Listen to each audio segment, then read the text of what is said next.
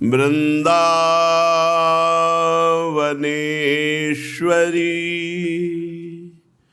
तवैव पदारविन्दम्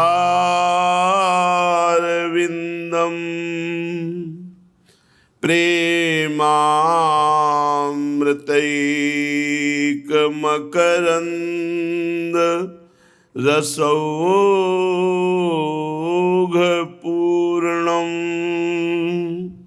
हृद्यर्पितं मधुपते स्मरतापमुग्रं निर्वापयत् परमो शीतलमाश्रयामि परम शीतल माश्रयामि। परम सच्चिदानंद घन प्रेमानंद स्वरूप नवनिभृत निकुंज महामहिम परम पावन श्री वृंदावन धाम के लाडिले युगल सरकार प्राणाराध्य प्राण प्रिय श्री प्रिया प्रीतम जो समस्त सहचरी वृंद खग मृग पशु पंछी तरुलता यमुना रस रानी रज रानी समस्त ब्रजवासी परिकर के चरणों में कोटिशः प्रणाम कोटिशः नमन नमस्कार। श्री प्रियालाल अपने घर में बुला लिया है। अब बस मायाकृत माने हुए संबंधों को विस्मृत करने का हमारा कार्य है। उनकी कृपा तो चारों तरफ से घेरे हुए हमें। जासु कृपा नहीं कृपा अघाती, जिनकी कृपा करने से कभी तृप्त नहीं होती, अर्थात कृपा बढ़ती ही रहती है। ऐसी लाडली जो ने तो हम पर कृपा कर दी, पर हम अपने ऊपर कृपा कर लें। जो हमारे अंदर वासनाएं भगवान से विमुख ले जाने वाली हैं, यद्यपि बहुत कठिन है ये कार्य, क्योंकि प्रभु वर्तमान में हमें दिखाई नहीं दे रहे और भोग सामने है भोगने के लिए। तो अज्ञान की प्रधानता होने के कारण हम भोग को स्वीकार कर लेते हैं, प्रभु को बाद में रख लेते हैं कि बाद में तो मिल ही जाएंगे। वर्तमान में हम भोग लेते हैं, जो आया है बड़ा दुर्लभ है, ऐसा अज्ञान से लगता है। इसलिए हम प्रभु से प्रार्थना करें कि जिस समय हमारे हृदय में भोगाकर्षण हो, हे कृष्ण हे करुणामय, आप अपना आकर्षण करके हमें भोगाकर्षण से बचा लीजिए। चाहे जैसा हमारा जीवन रहा हो, चाहे जैसे आचरण रहे हों, यदि हम आज से अपना सुधार का मार्ग चयन कर लें तो हमें भगवत प्राप्ति निश्चित हो जाएगी। भगवान हमारे पीछे के सारे पापों को नष्ट कर देंगे। अहम त्वाम सर्व पापेभ्यो मोक्षयिष्यामि मां शुचः, मैं तुम्हें पवित्र कर दूंगा, सारे पीछे के पाप भस्म कर दूंगा। और ये सामर्थ्य हमारे श्री भगवान में है। इसलिए भगवान की शरण में होकर अब लो नशानी अब ना नशई हो, आज तक हुआ अब आगे नहीं करूँगा, ऐसा विचार दृढ़ करके और खूब नाम जप करे। यदि नाम जप नहीं है तो ये विचार धरे के धरे रह जाएंगे, माया फिसला के वहीं पहुंचा देगी जिसके लिए आपने कहा है अब लो नशानी अब ना नशई हो।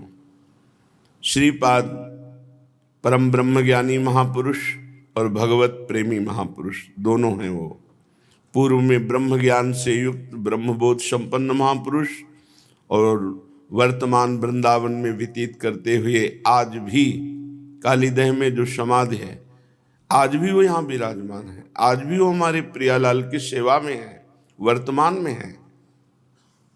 वो कह रहे हैं या महाकामस्मय पिशुनता क्रोध लोभादि स्त्रैः संसाराध्वन्यः गहनेत्यूढमोहान्धकारे द्राघीयस्यां चलति न पदं भीममायारजन्यां श्रीमद्वृन्दाटवी तौ कृपौदार्यमेकं स्मरामः। अहो कितना बलवान काम है, बड़े बड़े विद्वानों को भी परास्त कर देता है। ये दंभ बड़ी प्रवीणता से घुसता है भक्ति में। सबसे बड़ा शत्रु काम, जो साधकों का परम शत्रु है, पर ये मित्र से भी ज्यादा मित्रवत लगता है। काम वेदना चढ़ी और उसके अनुकूल हमें भोग मिल गए तो बड़े सुखी हो गए, तो फिर हृदय में दंभ घुस जाता है। दंभ त्याग का नाटक, वैराग्य का नाटक, भक्ति का नाटक, वस्तुतः दंभ ही है, कुछ नहीं है। तो श्रीपाद कह रहे हैं कि दंभ और फिर पिशुनता, चुगली करना, किसी के पीछे किसी की बात करना निंदा कही जाती है। और तुम जानते हो वो ऐसा है, वो ऐसा, ये चुगली करना, पिशुनता, पराये दोषों का वर्णन करना। और दुष्टता, भगवत विमुख वार्ता, आचरण, चिंतन, क्रिया, ये दुष्टता है। अशुभ अनर्भल संग जन विमुख तजो सब कोय, विमुख तजो सब कोय, झूठ बोलत सच मानत, दोष करत निरशंक रंक कर संतन जानत, अभिमानी गर्विष्ठ लोभ मद मत अगाधा, दुष्ट परिहरो दूरी। ये दुष्ट की परिभाषा है। दुष्ट किसे कहते हैं? बोले जो अशुभ कामों में लगते हैं, पाप आचरण करते हैं। अनर्भल, दूसरे का अहित करते हैं, अमंगल करते हैं, दूसरों को दुख पहुंचाते हैं। अशुभ अनर्भल, ऐसे लोगों का संग त्याग देना चाहिए जो भगवान से विमुख हैं। विमुख तजो सब कोय, झूठ बोलत सच मानत, जो झूठ बोलते हुए बहुत हर्षित होते हैं, सुख का अनुभव करते हैं। सच माने यहाँ सुख का अनुभव करना है, झूठ बोलते हुए सुख का अनुभव करते हैं। दोष करत निरशंक, बिल्कुल शंका रहित होकर पापाचरण करते हैं। और रंक कर संतन जानत, संतों को भिखारी समझते हैं। अभिमानी, जो हर समय अभिमान में भरे रहते हैं। गर्विष्ठ, अन्य वस्तुओं का गर्व करना। जो देहाभिमान से युक्त हैं, जो धन, जनबल, बुद्धिबल, इनका घमंड रखते हैं। लोभ से ग्रसित, जो नाना प्रकार के दोषों का मूल है, वो मद धारण करना। अभिमानी, गर्विष्ठ, लोभ, मद, मत अगाधा, दुष्ट परिहरो दूरी, भजत भज श्री हरि राधा। ऐसे दुष्टों का त्याग करके प्रिया प्रीतम का भजन करना चाहिए। श्रीपाद कह रहे हैं सबसे बड़ा शत्रु काम। फिर भक्ति में सावधान न रहे तो नाटक घुस जाता है, दंभ। धर्म की आड़ में, भगवान की आड़ में, उपासना की आड़ में वासनाओं की खेल खेलना, या अपनी कीर्ति यश गा रहे, भगवान का चाह कर रहे, हमारा नाम हो जाए, बात करते हैं धर्म की और झंडा ऊंचा रखना चाहते हैं अपने अभिमान का। बहुत तरह का दोष दंभ है, पाखंड है। दंभ, पाखंड का त्याग और दुष्टता का त्याग और दूसरे की चुगली करने के स्वभाव का त्याग, ये बहुत साधारण माना जाता है, लेकिन ये बहुत बड़ा पाप है जो हमारे भजन को छीण करके भजन की भावना को ही खत्म कर दे। परदोष दर्शन, परदोष वर्णन, परदोष श्रवण, ये भजन में बहुत घातक है। दीमक की तरह, जैसे दीमक लग जाए तो हरे भरे वृक्ष को नष्ट कर दे, ऐसे अच्छे अच्छे साधकों को पतित कर देता है ये पिशुनता, चुगली करना, दूसरों के दोष देखकर उनका वर्णन करना, उनको सुनना। यामः कामस्मय पिशुनता क्रोध। क्रोध तभी आता है जब हमारी कामना में प्रतिकूलता आती है। हम चाहते हैं आप ऐसा चले, प्रतिकूल चलेंगे, क्रोध आ जाएगा। फिर हमें विचार करना चाहिए कि क्या पूरी सृष्टि के संचालन का कार्य हमको मिला है क्या कि सब हमारे अनुकूल चले? सबको भगवान ने मति दी है, अलग अलग खोपड़ी है, अलग अलग चिंतन है, अलग अलग उसकी क्रिया है, तो सब हमारे अनुकूल चले ऐसा नहीं हो सकता। हम अपने को अनुकूलता प्रतिकूलता से विवेक के द्वारा बचाएं और क्रोध ना करें। और लोभादि, भोगों का लोभ, रुपए का लोभ, सम्मान का लोभ, इसका त्याग कर दें। घने मोहांधकार से ढक करके संसार रूपी कुएं में गिरा देने वाले ये दोष हैं। काम, दंभ, दुष्टता, चुगली, लोभ, क्रोध, ये पूर्ण अज्ञान अंधकार हैं। इनमें एक भी हो तो संसार रूपी कुएं में गिरा देंगे। आगे कह रहे हैं दीर्घायश्याम चलतिन पदम भीम माया रजन्यम। जब ये हमारे अंदर काम क्रोध होते हैं ना, जो विकार बताए गए, और दुष्टों का संग होता है, तो एक कदम भी भगवत मार्ग में नहीं चल सकते, एक कदम भी। अर्थात आध्यात्मिक उन्नति नहीं हो सकती। अध्यात्म के साधक को इनसे बहुत बचना चाहिए। नीचे के श्लोकों में जो वर्णन किया, इन्हीं का वर्णन किया है कि कितने खतरनाक हैं ये दोष। एक भी दोष अगर है, काम, दंभ, दुष्टता, चुगली करना, क्रोध, लोभ और हिंसक भाव, एक भी है तो भगवान के मार्ग में नहीं चलने देगा, वो गिरा देगा। श्रीपाद कह रहे हैं ये भीम मायाम रजन्याम, भीषण कष्ट देने वाली माया में झोंक देने वाले दोष हैं। मौढ़्याम मा कुरंग नयनेक्षादौ कृथा साहसम सामुखेन सखेन खेल निखिल ग्रासेन कालाहिना। मित्र, तुम अपनी मूर्खता को छोड़ दो। पराई माता बहनों के साथ जो काम भाव का खेल खेलने की तुम्हारे अंदर इच्छा है, तो कह रहे सामुखेन सखेन खेल निखिला ग्रासेन कालाहिना। जैसे कोई भयंकर विषधारी सर्प से खेलना अच्छा नहीं समझता क्योंकि वो डस लेगा और मर जाओगे, ऐसे ये पाप जो परिस्त्री पराई माता बहनों की तरफ काम भोग की लालसा से देखना या चेष्टा करना या भोगना, ये तुम्हारा सर्वनाश कर देगा। ये धर्म है। धर्म के विरुद्ध आचरण करने वाला कभी सुखी नहीं होता। ये हमारी भारत कर्म भूमि है।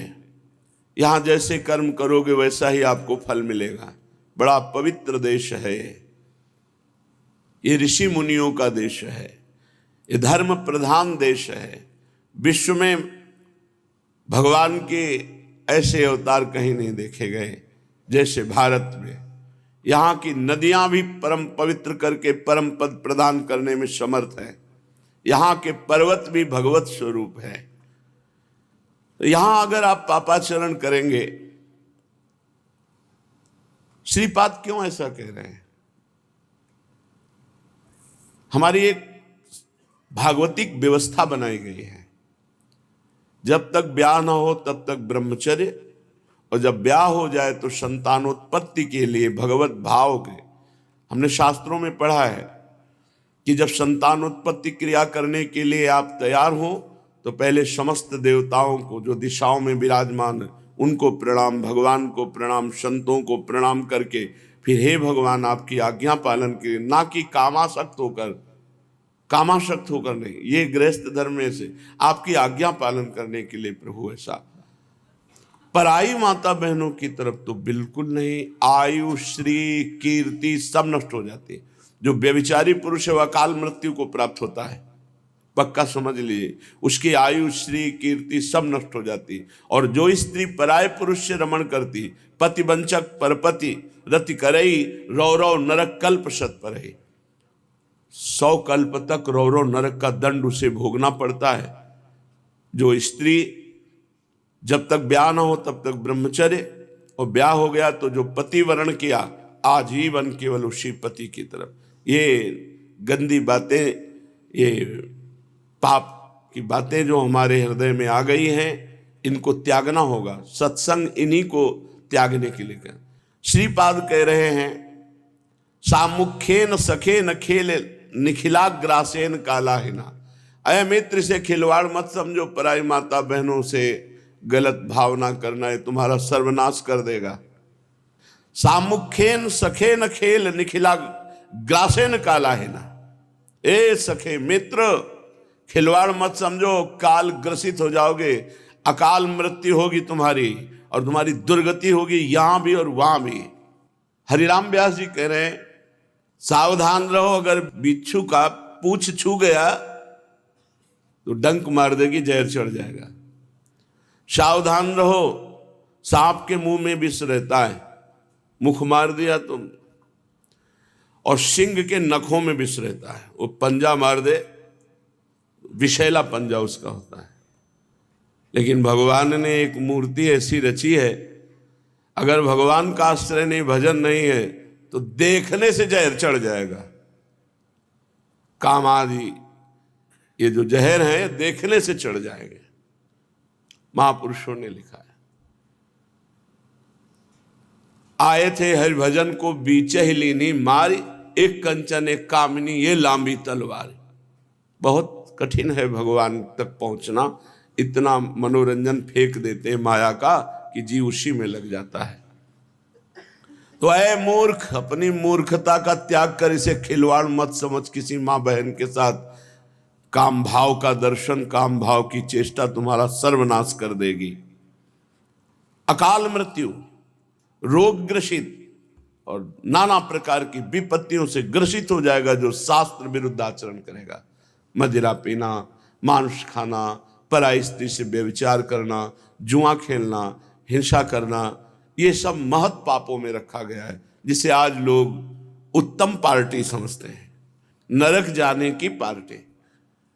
बहुत सावधानी की जरूरत है। जो भगवत मार्ग के पथिक हैं उनको तो सावधान ही हो जाना चाहिए। सर्वानर्थ निदानमर्थमपिनो देहार्थम अभ्यर्थिना। ए भाई, ये शरीर अनर्थ प्राप्ति के लिए नहीं मिला, अनर्थ मिटाने के लिए मिला है। अब हमारा आगे का जीवन बड़ा आनंदमय जीवन, भगवत में जीवन हो। इसीलिए क्लेशई संचिनु निश्चनु स्थिति मही वो लस्य वृंदावने। बड़े कष्ट से चाहे वृंदावन में जीवन व्यतीत करना पड़े, पर भगवत प्रेमी महात्माओं का संग मिलेगा, रोज बातें सुनेंगे तो हमारे दोष नष्ट हो जाएंगे और प्रभु के मार्ग में हम उत्साह पूर्वक चल देंगे। पूज्यपाद श्री उड़िया बाबा जी महाराज, उनसे पूछा कि क्या महापुरुषों के केवल समीप रहने मात्र से कल्याण हो सकता है? बस हम उनके समीप बने रहें, इससे कल्याण हो सकता है? तो पूज्यपाद उड़िया बाबा जी ने उत्तर दिया, जो महापुरुष के समीप रहेगा उसको साधन करना ही पड़ेगा। क्योंकि समीप रहोगे तो साधन करना पड़ेगा आपको। साधन होंगे ही, आप कथा सुनोगे, नाम कीर्तन करोगे, ठाकुर सेवा करोगे, आप उनकी आज्ञा में रहोगे। क्योंकि उनके समीप रहने वालों में ऐसी दिनचर्या होती कि पाप कर्म का समय ही नहीं होता, तो पाप कर्म तो स्वभावता छूट जाते हैं और निरंतर उनका संग रहता है, उनकी बातें सुनने को मिलती है। तो जिसे महापुरुष का रोज संग मिले और भगवत साधन बने तो उसको भगवत प्राप्ति क्यों नहीं हो जाएगी? महापुरुषों का संग एक तरह से भगवत प्राप्ति ही है, पर महापुरुषों में ऐसी आसक्ति तो हो जाए, ये आसक्ति हो जाए कि हमें कोई साधन से अब मतलब नहीं। ये जो कह रहे हो हम कह रहे हैं, हमारे तो साध्य हमारे सामने बैठे, गुरु साक्षात परब्रह्म तस्मै श्री गुरुवे नमः। अगर कोई वासना लेकर महापुरुष के समीप रहोगे तो उस वासना की पूर्ति हो जाएगी, भगवान की प्राप्ति नहीं होगी। दो बातें कही बाबा ने। महापुरुष में इतना प्रेम हो जाए कि उनके सिवा हमारा कोई है ही नहीं, तो और कोई साधना करने की जरूरत ही नहीं, भगवत प्राप्ति हो जाती है। जब साक्षात पर ब्रह्म विराजमान है, आप अंदर से साक्षात पर ब्रह्म विराजमान, लेकिन भावना बस बननी चाहिए साक्षात पर ब्रह्म। तो कह रहे महापुरुषों से जिसने प्रेम कर लिया, मेरे प्रीतम, मेरे स्वामी, मेरे आराध्य देव, मुझे और कोई साधना नहीं। आपके पास बैठे हैं, हम अपने श्री जी के पास बैठे हैं, आपको देख रहे हैं, अपनी लाडली जी को देख रहे हैं। हाँ, ये जरूर प्रार्थना है कि ये सानिध्य कभी हटे ना। अव्यक्त रूप से अखंड मंडलाकारम व्याप्तमेन चराचरम, इससे हमारा पेट नहीं भरेगा। हमारी बात समझ लो। हमारा जो आनंद रूपी भूख है, अखंड मंडलाकारम व्याप्तमेन चराचरम तत्पदम दर्शितमेन, लेकिन महाराज पेट भरेगा हमको इसी रूप के दर्शन से, पेट भरेगा हमें इसी रूप के उच्छिष्ट से, और पेट भरेगा इसी रूप की छाया में, अखंड मंडलाकारम व्याप्तम की छाया में हमारा पेट भरने वाला नहीं। हम अंदर की बात कहते हैं। तो हे महाराज, आप जहां रहो हमको साथ रखो, बस हमारे तो आप ही सर्वस्व हो। दो बातें बताई कि भगवत प्राप्ति निश्चित है, क्योंकि महापुरुषों के पास भगवान की चर्चा सुनने को मिलती है, और वो अपने आप साधन में आपको लगाएंगे ही। और अगर कोई वासना लेकर गए हो, छल कपट, तो फिर नहीं। अगर लोहे की डिबिया में पारस रखी है, रुई का पर्दा है, तो सोना नहीं बना पा रहे। आवश्यकता है उन महापुरुष को अपना सब कुछ मान लेना, बस इतनी बात। तन मन प्राण समर्पित, आप मेरे सर्वस्व, बस इतना बहुत कठिन है, बहुत कठिन है, बहुत कठिन है। 3 बार अब इसलिए करें कि हमने देखा तो महापुरुषों की क्या शक्ति से कल्याण नहीं हो सकता। बहुत बहुत गूढ़ प्रसंग है। महापुरुषों के उत्तर बहुत सटीक उत्तर है। पूज्यपाद ब्रह्मबोध संपन्न उड़िया बाबा, क्या महापुरुष अपनी शक्ति से अपने संग रहने वालों को परम कल्याण नहीं कर सकते? नहीं, नहीं, क्योंकि श्रद्धा की कमी कदापि कल्याण नहीं होने देगी। अगर आपकी श्रद्धा परिपूर्ण है तो प्रश्न ही नहीं उठता, आप आनंदित रहेंगे। हम तो अपने परब्रह्म के साथ रहते हैं, हमें कौन से परब्रह्म की, गुरु साक्षात परब्रह्म, हमें किसी के दर्शन की जरूरत नहीं।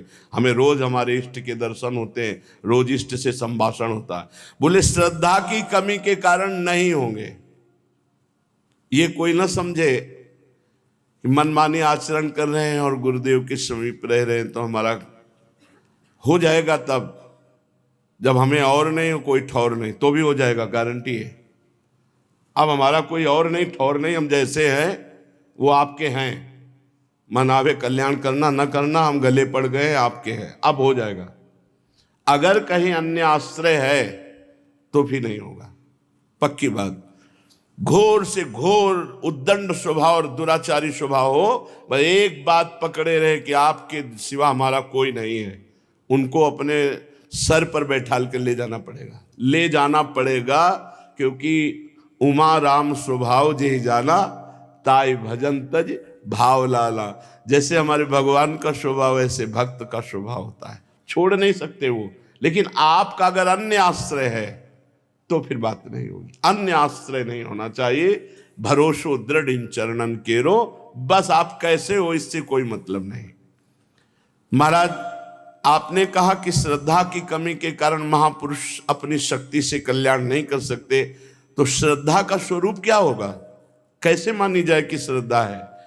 जो महापुरुषों में और परमात्मा में बिल्कुल भेद नहीं रखता, कि अर्थात परमात्मा ही महापुरुष के रूप में विराजमान है और उनकी आज्ञा के अनुसार भजन करता है, तो उनमें दृढ़ श्रद्धा हो जाती है।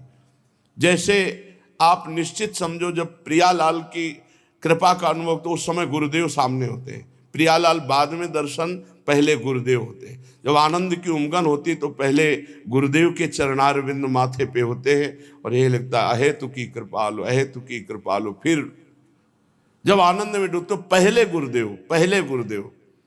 जिसकी गुरु चरणों में प्रीत नहीं हो, कह रहा है मुझे श्री जी, तो स्वप्न में श्री जी नहीं झलक सकती, वो नौटंकी नाटक कर रहा है। पहले गुरुदेव, ये सिद्धांत है।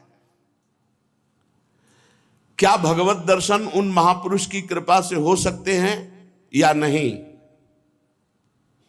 फिर प्रश्न, क्या उन महापुरुष को भगवान का स्वरूप नहीं माना? अभी कोई और भगवत दर्शन होने? फिर भी ऐसे महात्मा प्रायः देखने में नहीं आते जो भगवान को प्राप्त हो चुके हैं, जिनके हृदय में भगवान विराजमान है। शास्त्रों में बहुत से ऐसे प्रमाण पाए जाते हैं। भगवत दर्शन के ये 4 उपाय हैं। पहली, अपार श्रद्धा गुरुदेव के चरणों में। दूसरा, नित्य सत्संग। तीसरा, हर समय भजन का अभ्यास, भजन क्रिया।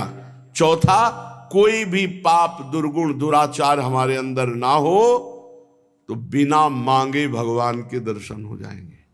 ये कहना नहीं पड़ेगा कि हे नाथ आप मुझे दर्शन दो, नहीं कहना, आज तक कभी नहीं कहा।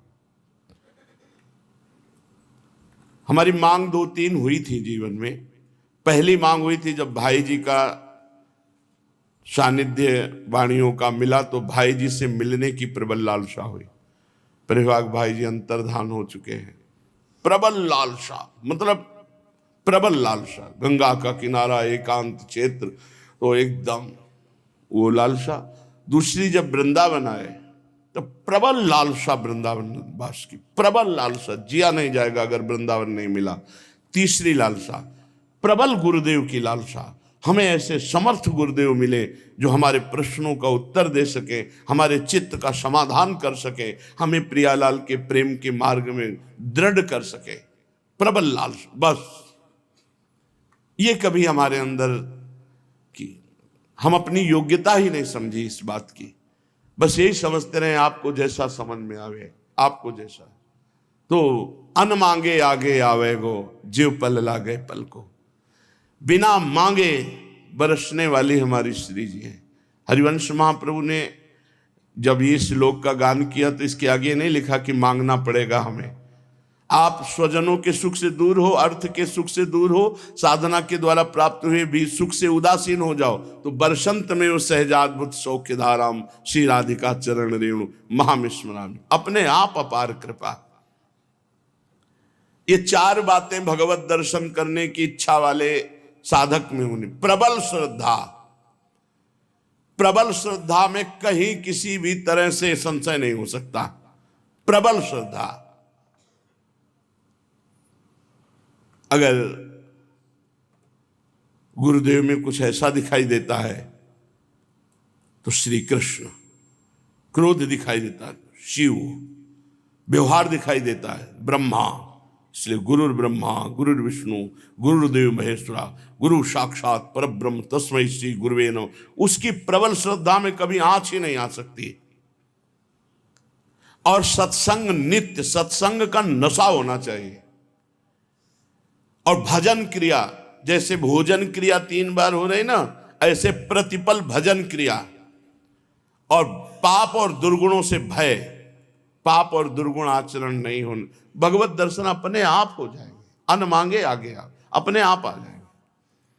परम पवित्र ब्रह्मलोक की यात्रा के लिए तैयार थे। सरभंग जी शायद उनका नाम। तो किसी ऋषि ने कहा प्रभु श्री राम आ रहे हैं। देवी भगवान को देखा तो कहा जात रहो बिरंची के धामा। कभी आकांक्षा नहीं की राम दर्शन की। श्रवण सुन्यो बन आई है रामा, चितवत पंथ रहो दिन राती, अब प्रभु देखी जुड़ानी छाती। सुतीक्षर जी महाराज अपने भजन में डूबे हुए हैं। भगवान श्री राम जी महाराज एक ऋषि के हृदय में प्रेरणा। सुतीक्षर जी तुम आंख मूंदे जिनका ध्यान कर रहे हो वो भगवान पधारे हुए। भगवान भागे, भागे किधर भगवान? इतनी व्याकुलता की एक कदम नहीं चला गया और रास्ते में ही ऐसे बैठ गए। एक एक रोम कटहल के फल के जैसे कांटे, ऐसे भगवान के ध्यान में अश्रु प्रवाह। देखो स्थिति, देखो यह है भगवत साक्षात्कार की स्थिति। मुनि मगमाज अचल हुए बैसा, पुलक शरीर पनस फल जैसा। पनस फल कटहल का जैसा, एक एक रोम खड़ा है, प्रेमानंद में डूबे हुए, अचल आंख मूंदे भगवान भक्ति की रूप माधुरी का पान कर रहे हैं। अश्रुप्रवाह पुलकित रोमान। फिर धीरे से जाके अंतर के राम रूप का अपहरण किया। सोई आंख खुली, देखा सामने राम जी। भजन भजन करो, भगवान अपने आप आपको दर्शन देंगे, अपने आप आपके साथ खेलने लगेंगे। भगवान में या भगवान के प्रेमी महापुरुष में आसक्ति हुए बिना भगवत दर्शन नहीं हो सकते। आसक्ति, जैसे हरिवंश महाप्रभु में इतनी आसक्ति महाप्रभु के निज जनों में थी, जो निज परिकर के थे। जे ही सुना कि महाप्रभु अंतर ध्यान हो गए, सो बस सुनते ही खुले के खुले मुख रह गए, किसी के नेत्र खुले रह गए और पधार गए। व्यासनंद अंतर सुनत तजे तिहि छिन प्राण। गौरांग महाप्रभु चैतन्य देव के अंतर ध्यान होते निज परिकर, कितने अंतर ध्यान हो गए। अत्यंत आशा, आप कैसे जिएंगे, अब कैसे जिएंगे। कितनी आसक्ति गुरुदेव में है। श्री विठल विपुल देव जी की, स्वामी हरिदास जी की आंख में पट्टी बात। देखो ज्ञान और प्रेम में अंतर है। ज्ञान में वो सब तत्व ज्ञान एक अलग बात है, प्रेम एक अलग बात है। समझाने के लिए तत्व ज्ञान होता है, लेकिन पान करने के लिए प्रेम ही होता है। सर्वत्र गुरु हैं तो सबको देखने से हमें संतुष्टता वो नहीं होती जो अपने गुरुदेव के दर्शन से होती है। वो मुस्कुरा दिए तो लगा स्वराज सिंहासन पर अभिषेक हो गया, तुम्हें कैसे लेकिन और कोई मुस्कुरा दे तो ऐसा थोड़ी होगा। पर गुरुदेव जब मुस्कुराते हैं ऐसा। तो ज्ञान सर्वत्र, लेकिन प्रेम एक देश में। तत्व ज्ञान में चिद चिद लक्षणम सर्वम राधा कृष्णमयम जगत। तो क्या राधा कृष्ण के रूप का रसास्वादन हो जाएगा? जब रूप का रसास्वादन होगा तो इसीलिए कहना चाहे भगवान में या भगवत प्रेमी महापुरुष में आसक्ति हुए बिना भगवत दर्शन नहीं होते। कभी कभी प्रतिकूल व्यवहार भी भगवत दर्शन करा देता है। पूज्य पादुड़िया बाबा जी की निज श्री अंग सेवा में थे, कोई त्रुटि हो गई तो बाबा ने बुलाया और सबके बीच में पूछा, आपसे अपराध बना? बोले जी बना।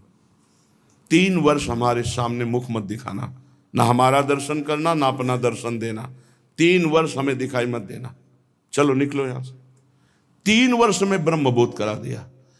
वो आसक्त चित्त कैसे जिए, भोजन छोड़ दिए, एकांत गंगा किनारे कुटी में रह करके 7-7, 8-8 दिन भोजन नहीं मांगना। ऐसा यश विख्यात हुआ कि एक बड़े संत थे, वो दर्शन करने आए तो उनका, आप तो बाबा की श्रीअंग सेवा में थे। तो वो रोने लगे, उन्होंने कहा कि अपराध बन गया। तो बाबा ने बोली, इतनी ऊंची स्थिति तुम्हारी हो गई, मैं कोई ऐसे दर्शन करने नहीं आया, मैंने वहां से चिंतन किया तो स्थिति दिखाई दी तुम्हारी। बाबा ने 3 वर्ष को दूरी करके तुम्हारे अंदर स्थिति जागृत कर दी। तो बाबा जी 2-2.5 वर्ष हो गए थे, कृष्णाश्रम का उत्सव था तो वो आए और कहा, वैसे तो हम नहीं आते पर आपसे प्रार्थना करने आए कि बहुत प्रेमी आपका वो शिष्य है, प्राण त्याग देगा, आप बुला। उनका नहीं, कदाप 3 वर्ष तक नहीं। ब्रह्मबोध करा के फिर दर्शन। महापुरुषों का हर उपाय भगवत प्राप्ति कराने के लिए होता है।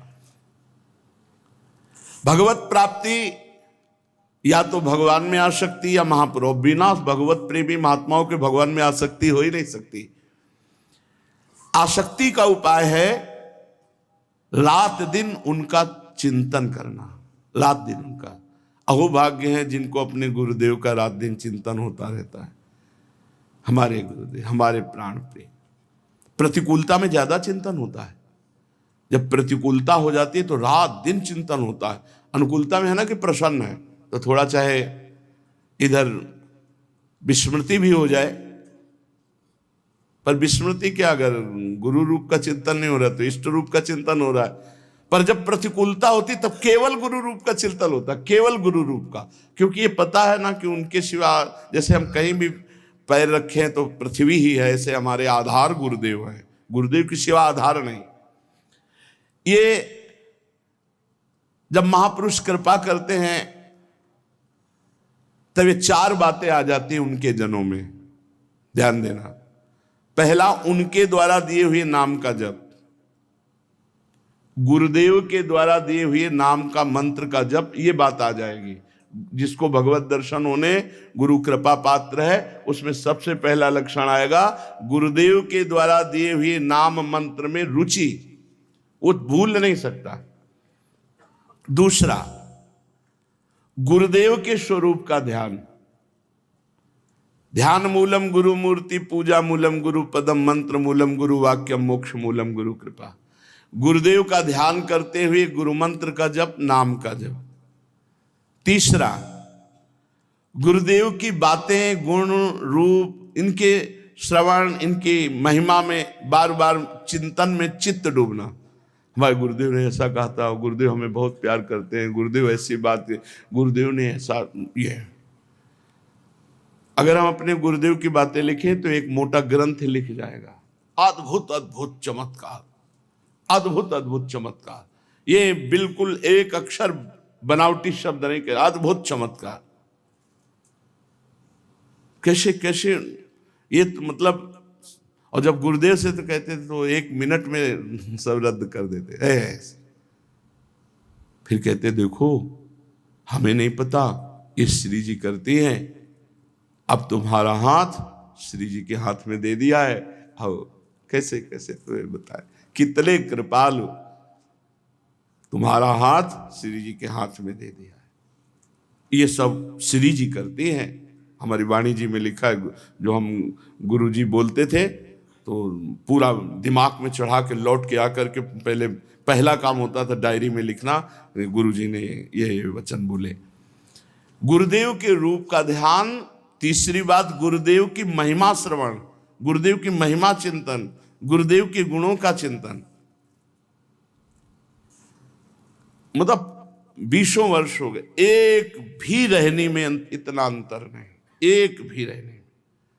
उनकी रहनी वैसे ही, आज भी कंडा से अपने कर कमल से 2 रोटी बनाकर श्री जी को, आज भी बीमार हैं तो महाराज भोजन नहीं पाएंगे, जब तक अपने हाथ से बनाकर श्री जी को भोग नहीं लगाएंगे तब तक महाराज जी नहीं पाएंगे। चौथा, अपने गुरुदेव की सर्वश्रेष्ठ भाव रखकर पूजा। हमारे गुरुदेव से बढ़कर हमारे लिए कोई नहीं, सर्वश्रेष्ठ भाव रखकर पूजा। अगर इन साधनों का तीव्रता पूर्वक निरंतर अभ्यास किया जाए तो भगवान में आसक्ति हो जाएगी।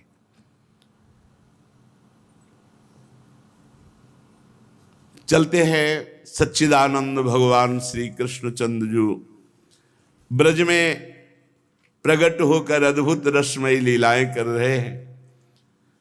कल ब्रह्मा जी का मोह निवृत्त होना, अघासुर के उद्धार से ब्रह्मा जी को आश्चर्य हुआ था कि इस घोर पापी की दिव्य ज्योति भगवान में समा गई। फिर भगवान की बाल लीला देखकर आश्चर्य हुआ, बछड़े ग्वाल बालों का अपहरण किया। 1 वर्ष तक भगवान बछड़े ग्वाल बाल बने रहे। फिर ब्रह्मा जी स्तुति आदि करके नमस्कार करके चले गए। प्रिया प्रीतम का कल मिलन भी हुआ, रोज संकेत वट में मिलेंगे। अब श्री कृष्णचंद्र जी की अवस्था 6 वर्ष की है। अब वो बछड़े चराने नहीं, अब गाय बछड़े सब एक साथ चराने की अनुमति मिल गई। अपने सखा ग्वाल बालों के साथ गौएं चराते हुए वृंदावन में जाते और अपने श्री चरण चिन्हों से वृंदावन की रज को पावन करते। कोई भी कण वृंदावन ब्रज का ऐसा नहीं जिसमें हमारे भगवान और प्रिया जी के चरण चिन्ह न हो। ये वन गौओं के लिए हरी हरी घास से युक्त एवं रंग बिरंगे पुष्पों की खान हो रहा था। अभी 25-26 वर्ष पहले की बात बता रहे हैं। इधर आप देखोगे केवल लताएं ही लताएं थी। जहां बट वृक्ष है ना, यहां से लेकर के और सीधे आप चले जाओ केसी घाट तक, तो वृक्षावली, लताएं, पुष्प, बस और कुछ नहीं। इतना निर्माण नहीं हुआ था। अब तो लताओं का अंतर्ध्यान होना बड़ी बड़ी है। पीपल की लता, बड़ी बड़ी लताएं, बड़ी दर्दनाक स्थिति है। 50-50 मोर के झुंड हमारे हितधाम में से दाना फेंक दो, ऐसे नाच रहे, सैकड़ों हजारों कबूतर तोते ऐसे बैठे हुए। अब लताएं गई तो फिर मोर कहाँ शयन करेंगे? तो फिर अब इधर कुछ आवाजें आती हैं मयूर की, बकाया। कितना सुंदर वृंदावन पुष्पों की खान हो रहा है। आगे आगे गौएं, उनके पीछे पीछे बांसुरी बजाते हुए श्याम सुंदर। तन्माधवो वेणुमुदीरयन् व्रतो गोपैर्गृणद्भिः स्वयसो बलान्वितः पशून् पुरस्कृत्य पशव्यमाविशद् विहर्तु कामः कुसुमाकरं वनम्। फूले हुई लताएं, कितना सुंदर है। भावना करो, जिस मार्ग से जा रहे हैं आसपास फूली हुई लताएं, गुच्छे के गुच्छे रंग बिरंगे फूल, उनमें मकरंद का पान करके भौरे गुंजार कर रहे हैं। शास्त्रों सुंदर श्वेत रंग की गायें और पीछे भगवान बांसुरी बजाते हुए श्याम सुंदर। फिर बलराम जी और उनके पीछे यश गान करते हुए ग्वाल बाल। इस प्रकार वृंदावन में प्रवेश करते। वृंदावन में कहीं भौरे गुंजार कर रहे हैं, कहीं झुंड के झुंड हरिण चौकड़ी भर रहे हैं, कहीं मयूर नृत्य कर रहे हैं, सुंदर सुंदर पक्षी चहक रहे हैं, कहीं बड़े सुंदर झरने झर रहे हैं। जैसे महात्माओं का हृदय स्वच्छ होता है, ऐसे यहाँ के कुंड और सरोवर परम निर्मल हैं। उनमें खिले हुए कमलों के सौरभ से सुवासित होकर शीतल मंद सुगंध वायु श्री वृंदावन की सेवा कर रही। बड़ा ही मनोहर वन देखकर भगवान ने मन ही मन विहार करने का संकल्प किया। पुरुषोत्तम भगवान श्री कृष्णचंद्र ने देखा बड़े बड़े वृक्ष फल और फूलों के भार से झुककर भूमि को स्पर्श कर रहे, मानो प्रणाम कर रहे हो। नूतन नूतन कोपलों की लालिमा से ऐसा लग रहा है मानो प्रभु के चरण स्पर्श कर रहे हो अपने कर कमल से। बड़े आनंद से मुस्कुराते हुए अपने बड़े भाई बलराम जी से कहा, हे देव शिरोमणि, देखो ये तो बड़े बड़े देवता आपके चरण कमलों की पूजा करते हैं, परंतु ये वृंदावन के वृक्ष अपनी डाली रूपी हाथ से पुष्प लेकर के आपके चरण कमलों में झुककर मानो पुष्पांजलि अर्पित कर रहे हैं, नमस्कार कर रहे हैं। क्यों न हो इसी सौभाग्य के लिए तो ये वृंदावन के वृक्ष बने हैं आकर। हे आदि पुरुष, आप इस वृंदावन में अपने ऐश्वर्य रूप को छिपाकर बालकों की सी लीला कर रहे हैं, फिर भी आपके श्रेष्ठ भक्त मुनिगण अपने इष्ट देव को पहचान कर देखो ये भौरों के रूप में बड़े बड़े मुनि आपके भुवन पावन यश का निरंतर गुणगान कर रहे हैं। वास्तव में आप ही स्तुति करने योग्य है। प्रभु, जैसे सदगृहस्थ अपने घर में आए हुए संत को देख करके आह्लादित हो जाता है, ऐसे देखो ये आपको आया देखकर यहाँ के मोर कैसे नाच उठे। हरिणियां मृगनयनी गोपियों के समान अपनी प्रेम भरी तिरछी चितवन से आपके प्रति प्रेम प्रकट कर रही, आपको प्रसन्न कर रही। ये कोयलें मधुर मधुर कुहू कुहू ध्वनि करके आपका स्वागत कर रहे हैं। प्रभु, ये सब वनवासी होने पर भी धन्य है, क्योंकि संत पुरुषों का स्वभाव ही ऐसा होता है कि आए हुए अतिथि को अपनी प्रिय से प्रिय वस्तु भेंट करके उन्हें प्रसन्न करते हैं। प्रभु, ये वृंदावन की भूमि धन्य हो गई, क्योंकि आपके चरण स्पर्श प्राप्त हुए। ये हरी हरी घास धन्य है, क्योंकि आपके चरणों को सुख पहुंचा रही। वृंदावन की वृक्ष लताएं झाड़ियां, ये सब आपके शरीर का वायु स्पर्श प्राप्त करके, कर कमल का स्पर्श प्राप्त करके अहो भाग्य है। ये आपकी दया भरी चितवन यहां की नदी पर्वत पशु पक्षी सबको कृतार्थ कर रही है। प्रभु, ये ब्रज गोपियां आपके वक्षा स्थल का स्पर्श प्राप्त करके, जिसके लिए स्वयं लक्ष्मी जी भी लालायित रहते हैं, धन्य धन्य हो रही है। परीक्षित, इस प्रकार परम सुंदर वृंदावन को देखकर भगवान श्री कृष्ण बहुत ही आनंदित हुए।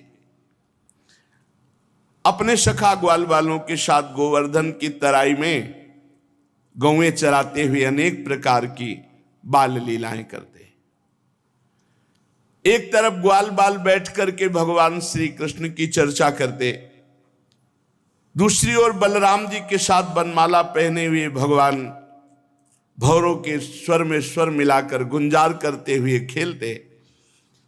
कभी कभी श्री कृष्ण कूजते हुए राजहंसों के तरह स्वयं कूजने लगते, कभी नाचते हुए मोरों के साथ ऐसे नाचते कि मयूरों को उपहासास्पद बना देते, कभी मेघ के समान गंभीर गर्जना करते, कभी बड़े प्रेम से नाम लेकर जिस गाय को पुकारते वही हुंकार करती हुई आ जाती।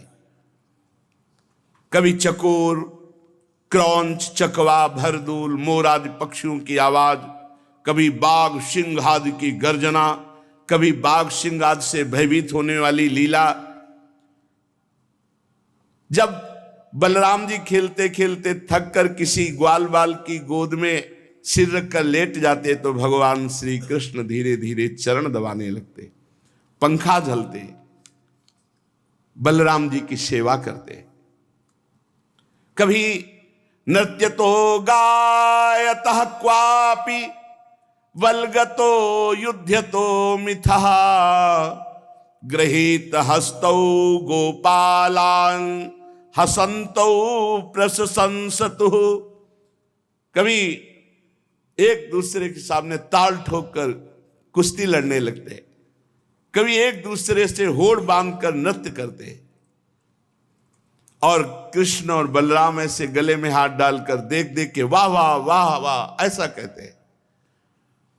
जब कुश्ती लड़ते लड़ते थक जाते तो वृक्ष के नीचे कोमल पल्लवों की शैया पर ग्वाल बाल की गोद में सिर रखकर श्री कृष्ण बलराम लेट जाते और मूर्तिमान पुण्यात्मा ग्वाल बाल भगवान श्री कृष्ण के चरण चापने लगते, अंगोछियों से हवा करते। किसी किसी के हृदय में प्रेम की धारा उमड़ाती, वो धीरे धीरे उदार शिरोमणि परम मनस्वी भगवान श्री कृष्ण की लीलाओं के अनुरूप उनको मन को प्रिय लगने वाले गीत गाते। अपनी योग माया से ईश्वरी को छिपाए हुए अनंत ब्रह्मांडों का स्वामी ग्वाल बालों के बीच में ऐसे सुख बरसा रहा है।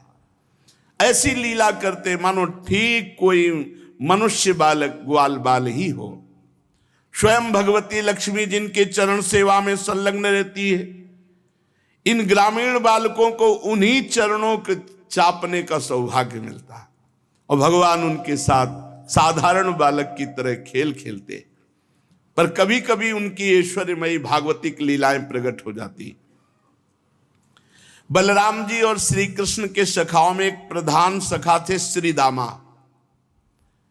एक दिन उन्होंने सुबल और स्तोक कृष्ण आदि ग्वाल बालों से श्याम और राम से बड़े प्रेम से कहा कि हम लोगों को सर्वदा सुख पहुंचाने में तत्पर रहने वाले महाबली बलराम जी, आपके बाहुबल की तो कोई था नहीं, और हमारे मनमोहन श्री कृष्ण दुष्टों को नष्ट कर डालना तो स्वभाव है।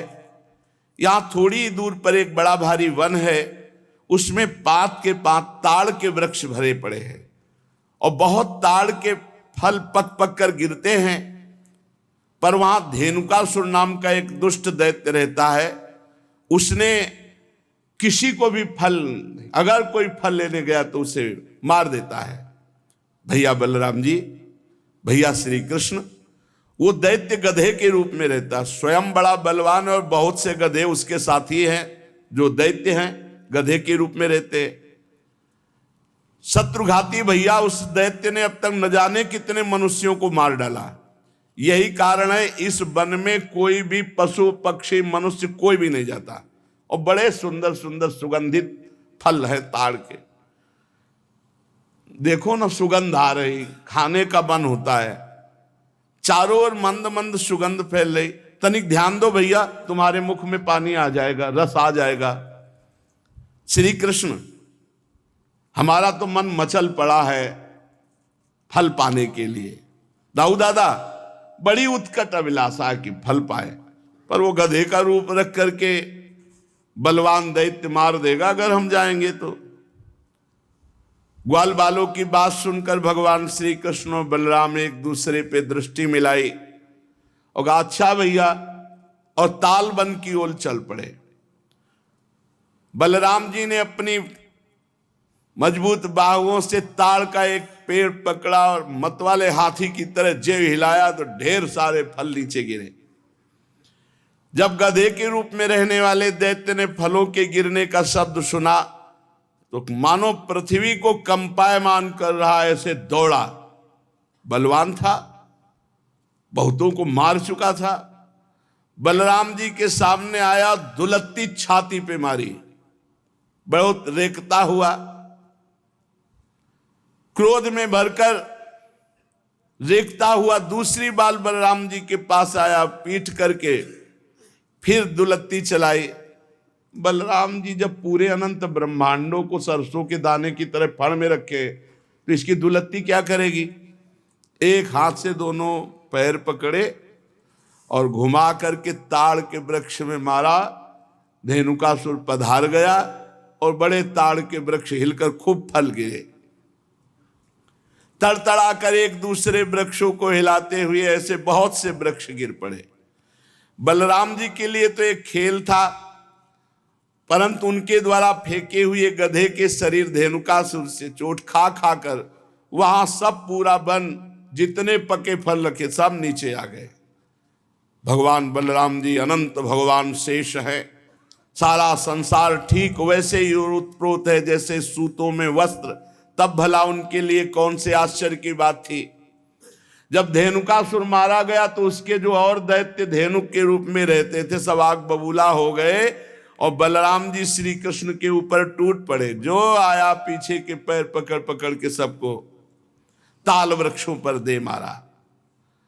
उस समय वो भूमि ताड़ के फलों से पट गई। टूटे हुए वृक्ष और दैत्यों के प्राणहीन शरीर। बलराम जी और श्री कृष्ण की मंगलमयी लीला देखकर देवतागण फूल बरसाने लगे, बाजे बजाने लगे। धेनुकासुर मारा गया, उसके अनुयायी मारे गए। अब तो सब ब्रजवासी गोप बालक और गोपजन खूब सुंदर मीठे मीठे ताड़ के फल पाए। इसके बाद कमल दल लोचन भगवान श्री कृष्ण बड़े भाई बलराम जी के साथ ब्रज में आए। उस समय उनके साथी ग्वाल बाल उनके पीछे पीछे उनकी स्तुति करते जाते। क्यों न हो, भगवान की लीलाओं का गायन और भगवान की लीलाओं का श्रवण सबसे जल्दी निष्पाप करता है। निष्पाप करने वाला सबसे बड़ा तीर्थ है भगवान की लीला कथा श्रवण और गायन। जिस समय पीछे पीछे ग्वाल बाल यश गान करते चल रहे, आगे भगवान श्री कृष्ण तम गोरजस्फुरित कुंतल बद्ध बर्ह वन्य प्रसून रुचिरे क्षण चारुहासम वेणुं क्वणन्तमनुगैरनुगीत कीर्तिम गोप्योदिद्रक्षित दृशोभ्यगमन समेता। उस समय भगवान श्री कृष्ण की घुंघराली अलकावली गौओं के खुरों से उड़ उड़ करके रज, माथे पर अलकावली पर, सिर पर मोर पंख का मुकुट और केश पास में सुंदर जंगली पुष्प सखाओं ने गूथे। नेत्रों में मधुर चितवन, मुख पर मनोहर मुस्कान और मधुर मधुर मुरली बजाते हुए ग्वाल बालों के साथ ब्रज में प्रवेश कर रहे हैं। गोपियां भाग करके मार्ग में खड़ी हो जाती, दिन भर इंतजार करती। शाम के जब देखती कि नेत्रों को जीवन दान देने वाले श्री कृष्ण आ रहे हैं, गोपियों ने अपने नेत्र रूपी भ्रमरों से भगवान के मुखारविंद का मकरंद रस पान करके दिन भर के विरह की जलन शांत की। भगवान ने भी उनकी तरफ प्रेम भरी चितवन से उनको सुख प्रदान किया। यशोदा मैया रोहिणी जी का हृदय वात्सल्य स्नेह से उमड़ रहा था। उन्होंने बलराम जी और भगवान श्याम सुंदर के घर पहुंचते ही इच्छा अनुसार उनको स्नान कराया, वस्त्र पहनाया, फिर खिलाया पिलाया। दोनों भाइयों ने माताओं का परोसा हुआ स्वादिष्ट अन्न भोजन किया। इसके बाद बड़े लाड़ प्यार से दुलार करके यशोदा और रोहिणी जी ने उन्हें सुंदर सैया पर सुलाया। भगवान श्री कृष्ण इस प्रकार वृंदावन में अनेकों लीलाएं करते। एक दिन अपने सखा ग्वाल बालों के साथ यमुना तट पर गए। उस दिन बलराम जी साथ नहीं गए थे। जब कोई विशेष लीला करनी होती थी तो बलराम जी को किसी न किसी बहाने से भगवान रोक देते थे। और दूसरी बात, ये भैया जी हैं, कद्रू के बड़े पुत्र हैं अनंत शेष भगवान, और उनके पुत्रों में है ये कालिया नाग भी। तो उस दिन बलराम जी को साथ नहीं लाए। जेठ महीना, गर्मी बहुत, अब अत्यंत प्यासे हो गए सब बछड़े गौएं सखा, और किसी को ध्यान नहीं रहा। काली दह में सबने पानी पिया, बछड़ों ने, सखाओं ने, गौएं गोपों ने, पीते ही सब मर गए। इतना जहरीला सांप था कि वो कुंड का कुंड पूरा यमुना जी का जहरीला था। यही अपने घर की बात है काली दह। भगवान ने देखा कि ये तो बहुत गलत हो गया, हमारे सब परिकर तो पधार गए। कितनी बार पधार गए। हाँ देखो, आगासुर में, बकासुर में भगवान श्री कृष्ण चंद्रजू ने अपनी अमृत बरसाने वाली दृष्टि से तत्काल जीवित कर दिया। किसी को ऐसा अनुभव ही नहीं हुआ कि हम मर गए थे। सबको चेतना आई, आश्चर्यचकित होकर एक दूसरे को देख रहे हैं, पर ऐसा नहीं पता कि श्री कृष्ण चंद्रजू की अमृत दृष्टि से हम जीवित हुए हैं। हम लोग तो विषैला जल पी जाने के कारण मर चुके थे। भगवान श्री कृष्ण चंद्रजू ने हमें जिला। भगवान की ऐसी लीला है, वो जनाना ना चाहे तो कोई जान नहीं सकता है। भगवान ने देखा कि ये महाविषधर कालिया यमुना जी के हमारे लीला स्थली को ये तो बहुत अशुद्ध कर दिया है। अब ना कोई आचमन कर सकता है। इतना जहरीला जल था कि ऊपर से कोई पक्षी उड़े तो उसकी भाप से मर कर उसी में गिर पड़े। ब्रह्मन भगवान श्री कृष्ण ने यमुना जी के अगाध जल में किस प्रकार सर्प का दमन किया, और कालिया नाग जलचर जीव तो था नहीं। ऐसी दशा में अनेक युगों तक यहाँ वृंदावन में काली दह में क्यों रहा। ब्रह्म स्वरूप महात्मन भगवान अनंत हैं, वे अपनी लीला प्रकट करके स्वच्छंद विहार करते हैं।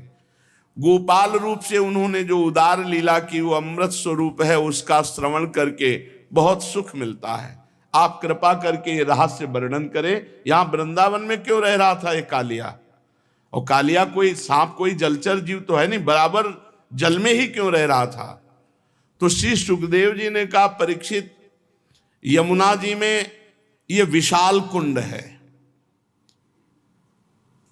इस विशाल कुंड में कालिया ने अपना निवास स्थान बनाया। इतना विषधारी था कि काली दह का पूरा जल ऐसे उबाल मारता था, खौलता रहता था। यहां तक कि उसके ऊपर उड़ने वाले आकाश में जो पक्षी हैं वो भी झुलस कर गिर के मर जाया करते थे। और उसके विषैले जल की नन्ही नन्ही बूंदें जब वायु ले जाती तो वृक्ष भस्म हो जाते आसपास के। ऐसा जहरीला सांप, एक छोटी बूंद भी जहां पड़ जाए वहां आग लग जाए, ऐसा जहरीला।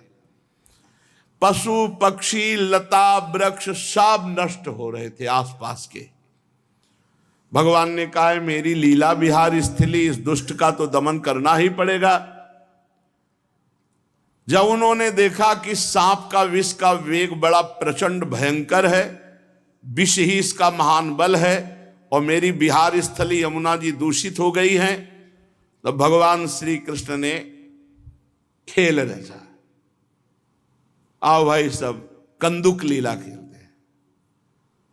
और श्री दामा का कंदुक था, गेंद था।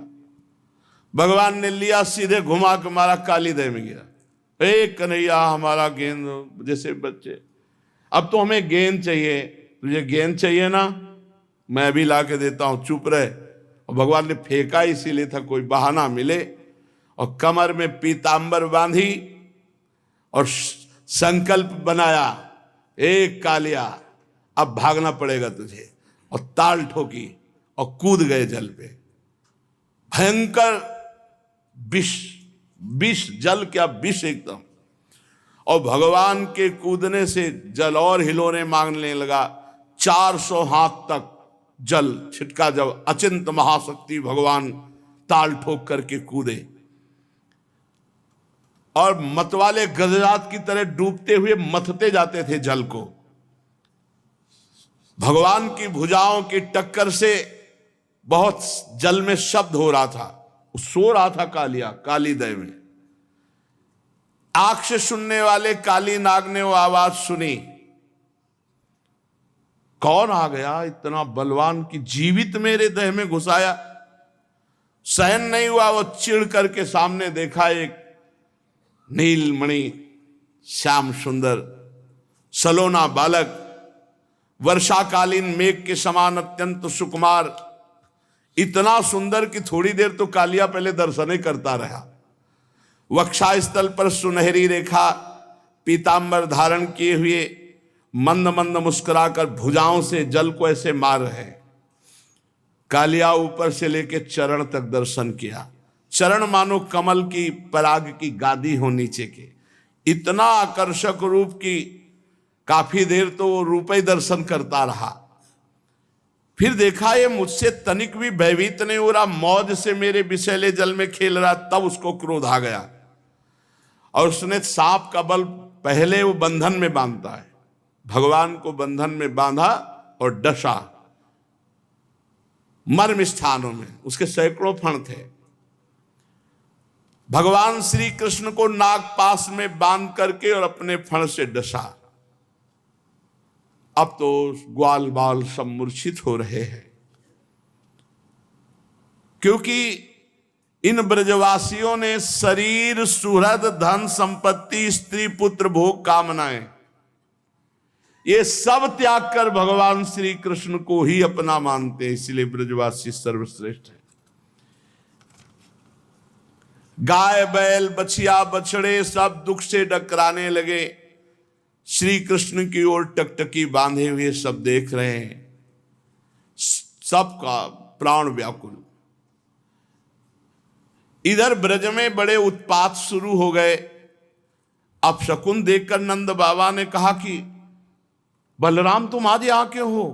श्री कृष्ण के जरूर कोई घटना घट गई, जरूर घटना घट गई। बड़े भय से व्याकुल हो गए। भगवान के प्रभाव को तो जानते नहीं, वात्सल्य भाव है। बस ये अपशकुन देखकर लगा कि आज तो किसी दैत्य ने श्री कृष्ण का जरूर अहित कर दिया। भय से व्याकुल हो गए, क्योंकि इन सबके प्राण मन सर्वस्व श्री कृष्ण ही थे। भागे ब्रजवासी, नंद बाबा, उपनंद, समस्त ब्रज गोपियां, बूढ़े बच्चे जवान सब। इतने में भागते हुए एक सखा ने आके बताया, गजब हो गया, कन्हैया काली दह में कूद गया और सांप ने जकड़ लिया।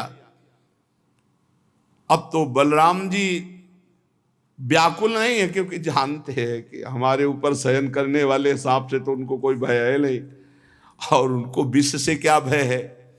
ब्रजवासियों को इतना आतुर देखकर हंसते हुए कहा, तुम धैर्य रखो, श्री कृष्ण कोई ऐसे बालक नहीं है, हम जानते हैं अपने भाई के प्रभाव को, तुम धैर्य रखो।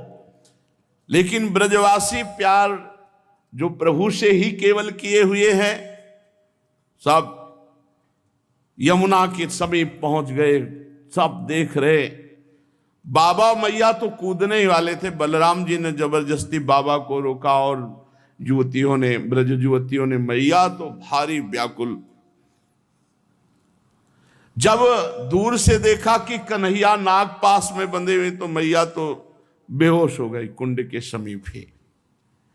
नंद बाबा भी मूर्छित जैसे हो गए। भगवान मुस्कान भरी चितवन से इशारा कर रहे, सब शांत शांत शांत। लेकिन हर ब्रजवासी को, मेरे प्राण प्रिय श्याम सुंदर को सांप ने डस लिया, सांप ने कस लिया, मेरे तो प्राण वल्लभ जीवन सर्वस्व है। जब यशोदा मैया को होश आता है, कूदने के लिए दौड़ती, फिर ब्रज युवतियां गोपियां पकड़ लेती है, अश्रुधारा, शरीर चेतनाहीन। फिर ब्रज गोपियां कहती हैं कि सुनो, 6वें दिन पूतना को मारा था, आप बल तो याद करो, आपके लाला का कोई ऐसा बल नहीं कि सांप मार डालेगा। पर अधिकांश तो धीरज बंधाने वाले नहीं थे, सब मूर्छित पड़े हुए थे। नंद बाबा के तो प्राण श्री कृष्ण थे, जब देखा सांप ने पकड़ रखा है, बहुत विकल। बलराम जी ने बाबा आप समझो, ये हमारे श्री कृष्ण कोई, पर कौन समझने वाला। तो बलराम जी ने अपनी भागवती शक्ति का प्रयोग किया, सबको जड़ता भाव, कोई कदम आगे नहीं बढ़ा सकता, नहीं तो इतने प्रेम में कोई समझा नहीं, सब काली देह में डूब जाते। अपने भागवतिक बल से सबको जड़ता भाव प्रदान कर दिया, सब एक कदम नहीं चल सकते। अब भगवान ने देखा कि हमारे ब्रजवासी जन तो बहुत दुखी हो रहे हैं, और सांप जो है बहुत प्रफुल्लित है कि हमने बांध लिया और काट लिया। भगवान ने अपने शरीर को मोटा किया, जे हुई उसकी नसें टूटने लगी, छोड़ के अलग खड़ा हो गया। फिर आग बबूला हो करके कालिया नाग ने फुफकार मारते हुए भगवान के ऊपर चोट की, नथुनों से विष की फुहारें निकल रहे, यानी कि काटे तो जहर। कुछ सांप ऐसे होते हैं, ऐसे करते हैं तो धार जैसी विष की गिरती है। अब भी हैं ऐसे कुछ सर्प हैं, लाल लाल आंखें किए मानो भट्टी तप रही हो, और मुख से लपटें निकल रही थी। काली नाग अपनी दोहरी जीभ लपलपा करके दोनों ओंठों के किनारों को चाटता हुआ, विष उगलता हुआ भगवान के ऊपर प्रहार करता। और जैसे भगवान श्री हरि के वाहन गरुण जी सांपों से खेलते हैं, ऐसे श्री कृष्णचंद्र जो खेल रहे, पैतरा बदलते वो प्रहार करता, अपने को बचाते। और ऐसे पैतरा बदलते कि हर बार उसके फड़ों पे भगवान थाप का प्रहार करते। अब उसका बल क्षीण होता गया, भगवान ने मारी थाप और छलांग लगाई और चढ़ गए फड़ों पर। कालिया का कितना सौभाग्य, जो मुनियों के हृदय में भी ध्यान में नहीं आते, वो सीधे चरणारविंद मस्तक पर। कालिया के मस्तक पर लाल लाल मणियां थी, सर्प मणि। उन मणियों से भगवान के चरणों की और शोभा हो गई। नृत्य गान समस्त कलाओं के आदि प्रवर्तक जगत गुरु भगवान श्री कृष्ण नृत्य करना चाहते हैं, ये देख करके देवता गंधर्व अपने अपने संगीत वाद्य और भगवान उसके सिर पर नृत्य करने लगे। नृत्य के आचार्य आदि प्रवर्तक है, सब विद्याएं इन्हीं से प्रकट हुई। भगवान के प्यारे भक्त गंधर्व सिद्ध देवता चारण देवांगनाएं जब देखा भगवान नृत्य करना चाहते हैं, तब बड़े प्रेम से मृदंग ढोल नगाड़े दुंदुभियां पुष्पों की वर्षा करते हुए ये सब बज रहे, ताल के साथ भगवान नृत्य कर रहे उसके फड़ों पर। अखिल ब्रह्मांडों का भार लिए हुए भगवान उसके फड़ों, नस नस टूट गई, सारा अभिमान चूर चूर हो गया, मुख से खून उगलने लगा। और जो फण नहीं झुकाता तो ऐसी ठोकर मारते नाचते हुए एड़ी की बस खून उगल देता। प्रचंड दंडधारी भगवान के चरणों की चोट से कालिया नाग की जीवन शक्ति क्षीण हो गई, मुंह से नथुनों से खून उगलने लगा, चक्कर काटकर बेहोश हो गया। तनिक चेत होता, जहां आंख खोलता विष उगलता, भगवान जोर से चरणों की ठोकर मारते उसके फणों पर। नाचते नाचते भगवान ने उसका सब बल और अहंकार रौंद डाला। पुराण पुरुष महाबली भगवान श्री कृष्ण के चरणों पर खून की बूंदें ऐसी पड़ी थी मानो कालिया ने रक्तमय पुष्पों से भगवान के चरणों की पूजा की हो। तच्चित्र तांडव विरुगुण फलात पत्रो रक्तम मुखैरुर्वमन नृप भग्न गात्र स्मृत्वा चराचर गुरुम पुरुषम पुराणम नारायणम तमरणम मनसा जगाम। भगवान तांडव करते हुए फणों को उसके ऊपर छिन्न भिन्न हो गए। अब जब देखा कि बस मरने वाला ही हो तो उसे याद आई, हे पुराण पुरुष पुरुषोत्तम भगवान नारायण हमारी रक्षा कर। और ये पता नहीं कि वही चढ़े हुए हैं। भगवान श्री कृष्ण के उदर में संपूर्ण विश्व ब्रह्मांड भारी बोझ से कालिया का ये छोटा मोटा बलवान नहीं, गरुण से लड़ पड़ा था, गरुण जी से। और जब गरुण जी का प्रहार पड़ा तो भागकर यहां छुप गया। भगवान की प्रहार से सब अहंकार चूर हो गया, छिन्न भिन्न हो गए फण उसके। खून की उल्टी करती हुई भगवान नारायण का स्मरण किया। उसकी पत्नियां हाथ जोड़कर भगवान की शरण में आई, नाग पत्नियां चोटी खोल करके। यह अत्यंत दैन्य भाव होता है। और बड़ी घबराहट और पृथ्वी पर लौटकर साष्टांग प्रणाम किया। पृथ्वी पर लौट गई, हाथ जोड़कर प्रणाम किया और भगवान श्री कृष्ण से अपने अपराधी पति को मुक्त कराने के लिए वो स्तुति करने लगी। नाग पत्नियों ने कहा, न्यायो हि दंडः कृत किल विशेषमिस् तवावतारः खल निग्रहाय रिपोः श्रुतानामपि तुल्य दृष्टिर् धत्से दमं फलमेवानुशंसन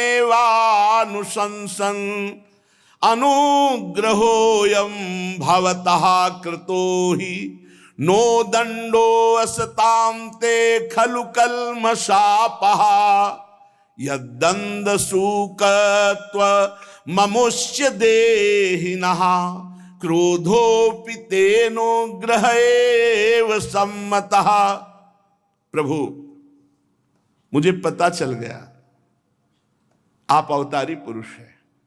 उनकी पत्नियां कह रही, क्योंकि मेरे पति को इस दुर्दशा में पहुंचा देना किसी पुरुष की ताकत नहीं। ये परम पुरुष पुरुषोत्तम भगवान आपका अवतार हुआ, मैं अब जान गई। तो आपका अवतार दुष्टों को दंड देने के लिए हुआ है और ये अपराधी था। प्रभु, आपने दंड दे दिया, उचित है। प्रभु, आपकी दृष्टि में शत्रु और पुत्र का कोई भेदभाव नहीं, इसलिए आप जो किसी को दंड देते हो वो उसके पापों का प्रायश्चित कराने और उसका परम कल्याण करने के लिए। हम लोगों पर बड़ा अनुग्रह किया जो आपने दंड दिया। यह है भक्ति। यह तो आपका कृपा प्रसाद है, क्योंकि आप जो दुष्टों को दंड देते हैं उससे उनके सारे पाप नष्ट हो जाते हैं। यह अपराधी है, इसमें तो कोई संशय नहीं प्रभु, क्योंकि अपराधी ना होता तो ये सर्प योनि को ही न प्राप्त होता। अपराधी तो है ही। इसलिए हम सच्चे हृदय से आपसे प्रार्थना करते हैं कि आप अपने क्रोध का त्याग करके अनुग्रह कीजिए, यद्यपि आपका क्रोध भी अनुग्रह ही है। प्रभु, जरूर जरूर इस सर्प ने पूर्व जन्म में मान रहित होकर कोई बहुत बड़ी साधना आपकी की है, क्योंकि आपके चरणारविंद सीधे उसके माथे पे पड़ रहे। इससे बड़े और कौन तपस्वी हो सकता है। ये सब जीवों पर दया करते हुए कोई बहुत बड़ा भजन किया, धर्म किया, तभी तो आप संतुष्ट हुए हैं। आप सबके जीवन स्वरूप आप इसके माथे पे नृत्य कर रहे हैं, इससे बड़ा सौभाग्य क्या होगा। भगवान, हम समझ नहीं पा रहे कि हम जैसों की कौन सी साधना हो सकती है और कौन सी साधना का फल हो सकता है कि आपकी चरण धूलि का स्पर्श पाने के लिए बड़े बड़े तपस्वी लालायित रहते हो। आपके चरणों को प्राप्त किया। कितनी चरण रज दुर्लभ है कि स्वयं अर्धांगिनी लक्ष्मी जी भी बहुत दिनों तक समस्त भोगों का त्याग कर नियमों का पालन करते हुए तपस्या की। प्रभु, जो आपके भक्त हैं, चरण अनुरागी हैं, वो न नाक पृष्ठम न च सार्वभौमम न पारमेष्ठ्यम न रसाधिपत्यम न योग सिद्धि रपुनर्भवम वा वांछन्ति यत्पादरजः प्रपन्नाः तदेश नाथाप दुरापमन्यैस् तमोजनि क्रोध वसोप्यहीशः संसार चक्रे भ्रमतः शरीरिणो यदिच्छतः स्यात् विभवः समक्षः। नमस्तुभ्यं भगवते पुरुषाय महात्मने भूतावासाय भूताय पराय परमात्मने ज्ञान विज्ञान निधये ब्रह्मणे अनंत शक्तये अगुणाया विकाराय नमस्ते प्राकृताय च कालाय कालनाभाय कालावयव साक्षिणे विश्वाय तदुपदृष्टे तत्कर्ते विश्वहेतवे।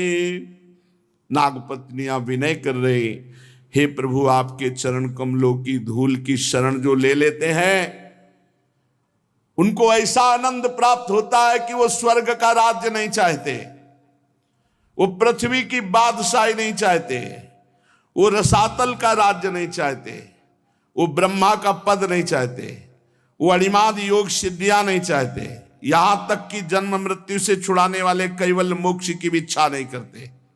स्वामी, ये नागराज तमोगुणी योनि में उत्पन्न हुआ है, अत्यंत क्रोधी है, फिर भी इसको आपकी परम पवित्र चरण रज प्राप्त हुई जो दूसरों के लिए सर्वथा दुर्लभ है, जिसको प्राप्त करने की इच्छा मात्र से संसार चक्र में पड़े हुए जीव को संसार के वैभव संपत्ति की तो बात ही क्या, मोक्ष की भी प्राप्ति हो जाती है। प्रभु हम आपको प्रणाम करते हैं।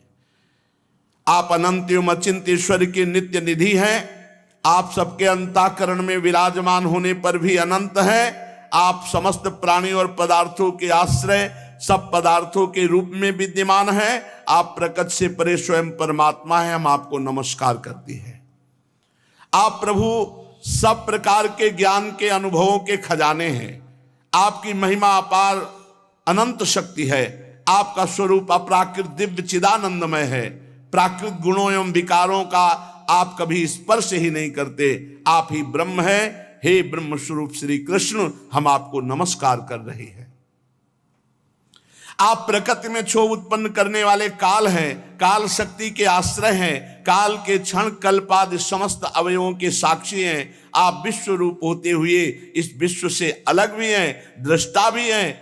आप इस विश्व को बनाने वाले निमित्त कारण हैं और आप इस विश्व के रूप में बनने वाले उपादान कारण भी हैं।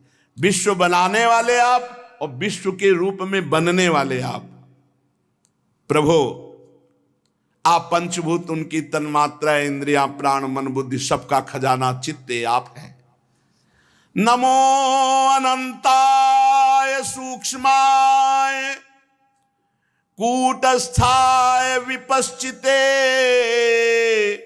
नानावादानुरोधाय वाच्यवाचक शक्तये नमः प्रमाण मूलाय कवये शास्त्रयोनये प्रवृत्ताय निवृत्ताय निगमाय नमो नमः।